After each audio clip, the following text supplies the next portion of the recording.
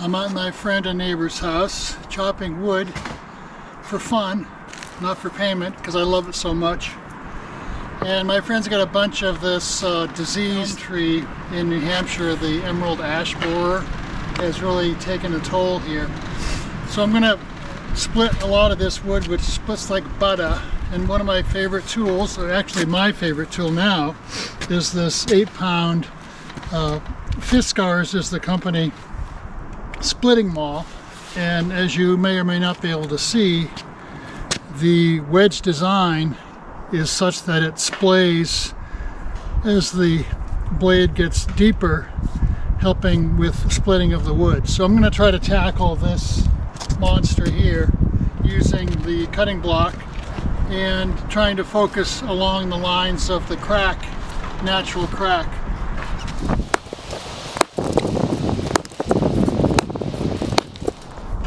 Now, as you can see, this is kind of hard to split. So in the event that you can't get through it with the splitting maul, I've got my wedge and sledgehammer.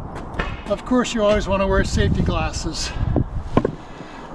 Even though I can't get through this with the splitting maul, I've got these wedges. And the nice thing about the splitting maul, you can see my attempts at splitting. And these little grooves here will be nice to place the splitting wedges in. If you try to start a wedge away from this, it's sometimes hard to do that. But now that I have these little starter slots, I can use 2 sledges to make short work of this. So I'll alternate one to the other.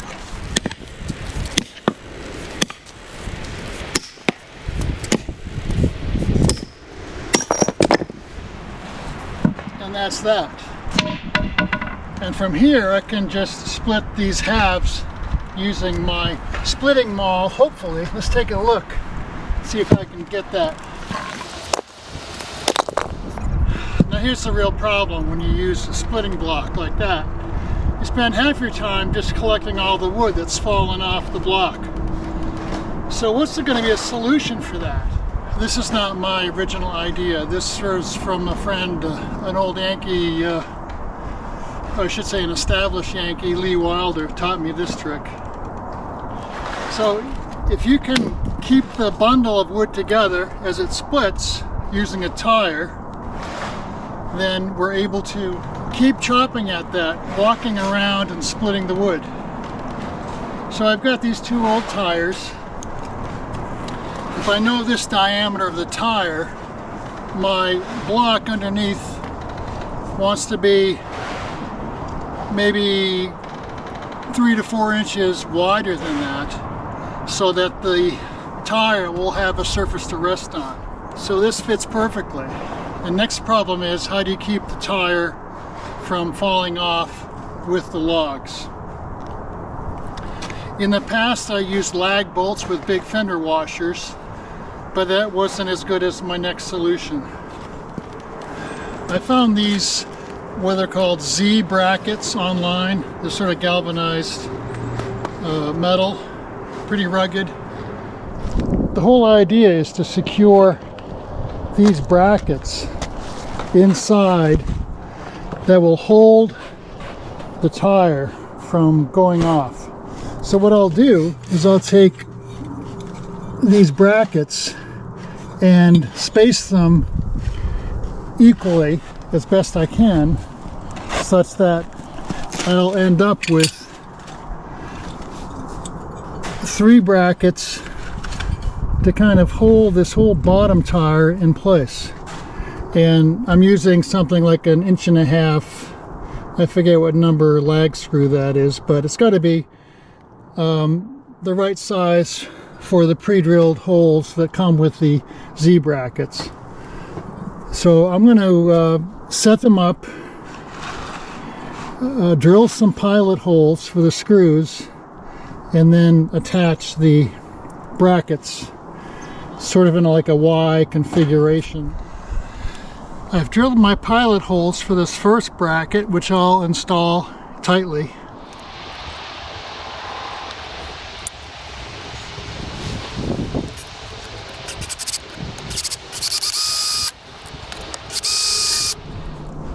I've drilled my holes for the next bracket, and I'll put my tire on now, keeping those clear.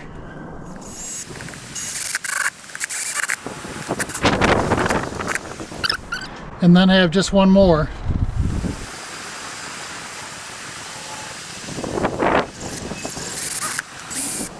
Let's take a look at the finished product.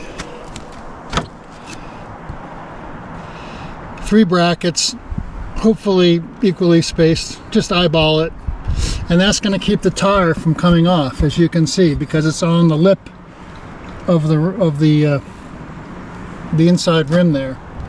And now what we'll do is cut up some of this stuff. So here's our other tire. We'll put that on top for longer pieces of wood. For shorter pieces, you can use 1 tire, but we're going to use 2 tires. Now the beauty of having this enclosed is I can split this and walk all around it and get all different angles.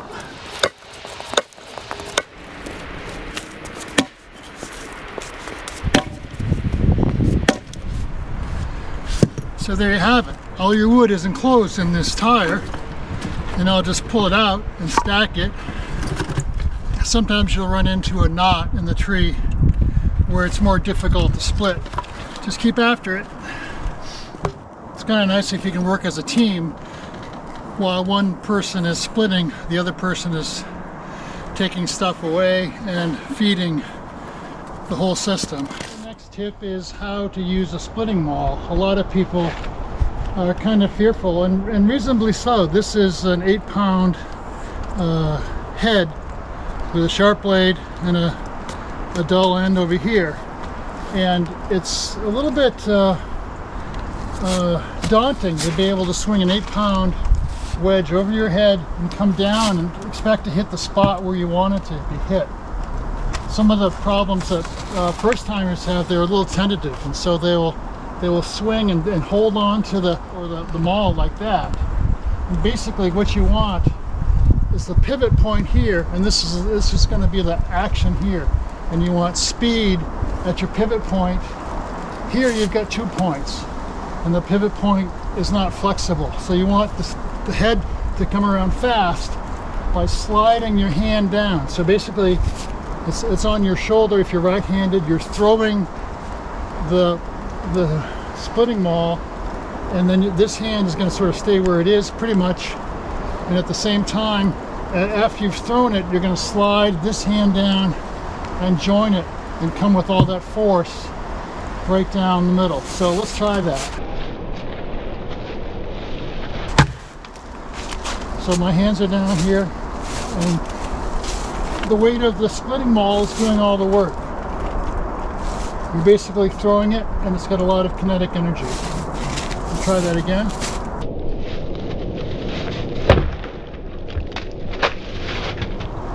It takes a while to get used to what distance you want to be away from the wood. So again, I'm going to throw, slide, and let the axe do the work. That's all there is to it. It takes practice.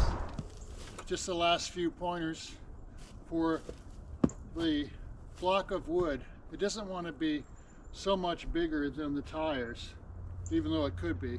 But if you want it to be portable, smaller the better. Perhaps you've got a stack of logs in the backyard and you want to move it.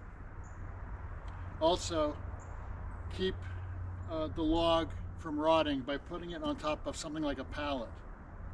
Also, on the top, don't let weather, water, snow get into the tires and create rot. Cover it with something like this if you can find it. This is an old-timey type flying saucer, but plastic ones work well. And finally, put something on top of that so that the wind doesn't blow this away. Thanks for watching.